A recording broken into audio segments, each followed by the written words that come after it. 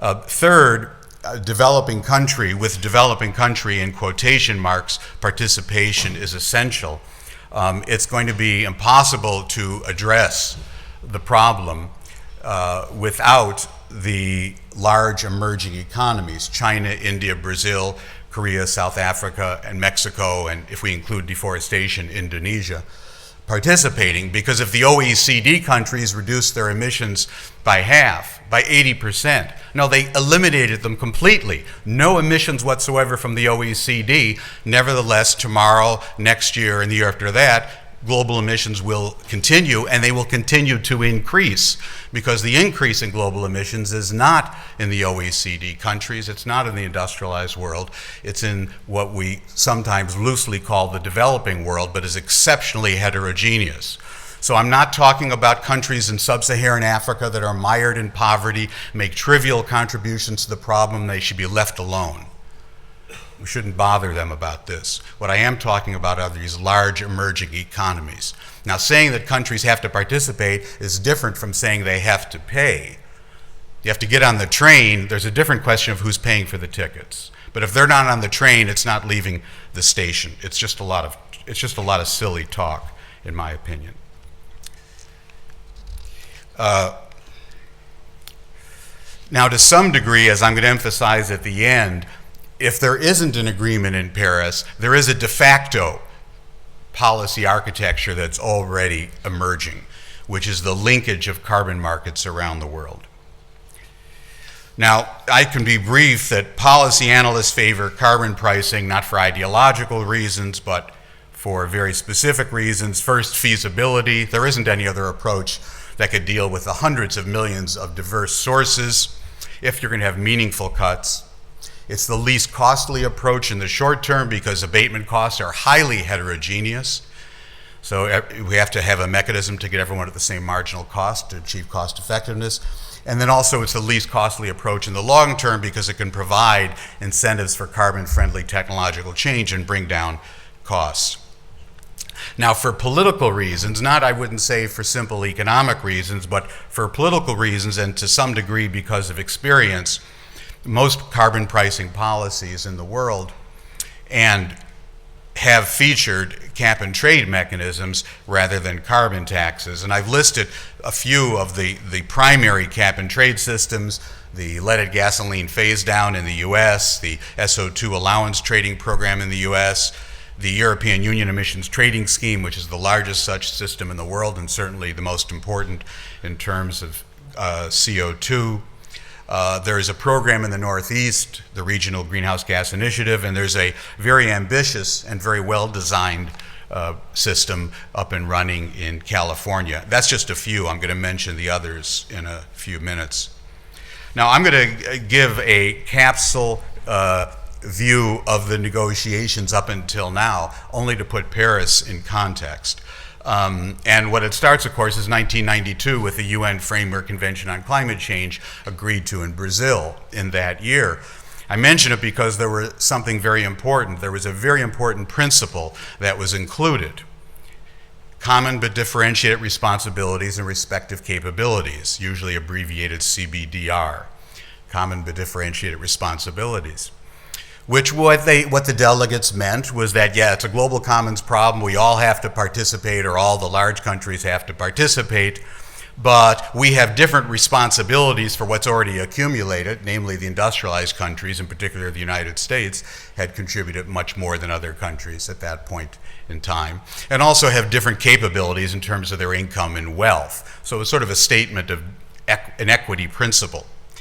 What happened, in my view, unfortunately, 2 years later, at the very first conference of the parties, we're about to have the 21st in Paris, but at the first conference of the parties, which was in 1995 in Berlin, the very first agreement that was reached at that first COP was what has come to be called the Berlin Mandate, and that was interpreting CBDR as a dichotomous distinction. You're listed in a particular appendix called Annex 1, and you're basically the OECD countries as of 1997, more or less, and you take on responsibilities, pretty serious responsibilities, or you're not listed there if you're one of the other 155 countries, and you have no responsibilities. Dichotomous distinction, not a continuous spectrum. And if you drew a bar graph of the per capita income of countries in the world, it obviously is not going to just be at two levels. It's going to be something like a continuous distribution. That Berlin Mandate then was codified in the Kyoto Protocol at the third Conference of the Parties in 1997, and that's where the problems then multiply, because, again, the Annex I countries, the only ones who had responsibility, can't do anything about the problem on their own. I'm going to fast forward to COP 15, which was in Copenhagen, and that COP and the subsequent one in Cancun in 2010 began to blur the distinction between Annex I and non-Annex I countries. It didn't eliminate it, but it began to blur it. And then at COP 17 in 2011 in Durban, that wall, if you will, began to come down, because the delegates adopted the Durban Platform for Enhanced Action, which is a mandate to adopt by 2015, i.e. this year in Paris, a new legal framework in which all countries, not just key countries, but those are the important ones, all countries would be under the same legal framework. That broke with the Berlin Mandate. At least that was the interpretation of some countries, not all. That broke with the Berlin Mandate, and at a minimum, it signaled something that should be very comforting and of interest to academics. It signaled a new opening for outside-the-box thinking, for innovative thinking about ways forward. Now, turning to the path going into Paris this year, the basis of the discussions is indeed the Durban Platform for Enhanced Action. And the architecture has already begun to emerge. It's referred to as a hybrid policy architecture because it combines bottom-up elements, which we used to call pledge and review, but that's not a polite phrase within the negotiations. A bottom-up approach, these intended nationally determined contributions, or INDCs, the structure of which will be legally binding, but the individual contributions, not commitments, contributions as a result of the delegation from India.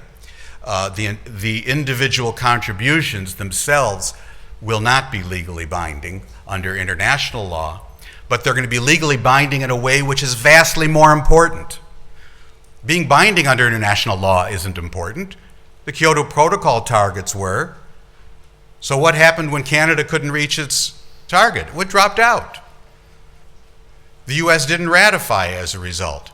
The way in which targets are binding is in terms of domestic law, is the implementing law, whether it's in the EU in Brussels or it's individual countries. That's what's really binding, is the implementing law in order to comply with some international agreement.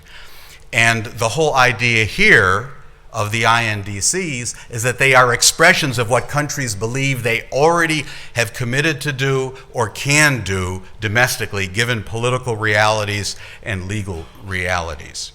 There are also top-down elements, and those are for centralized oversight, for guidance, coordination, and lots else. Now, there are a lot of challenges that remain. There are lots of problems with this, and lots of challenges remain coming out of Lima.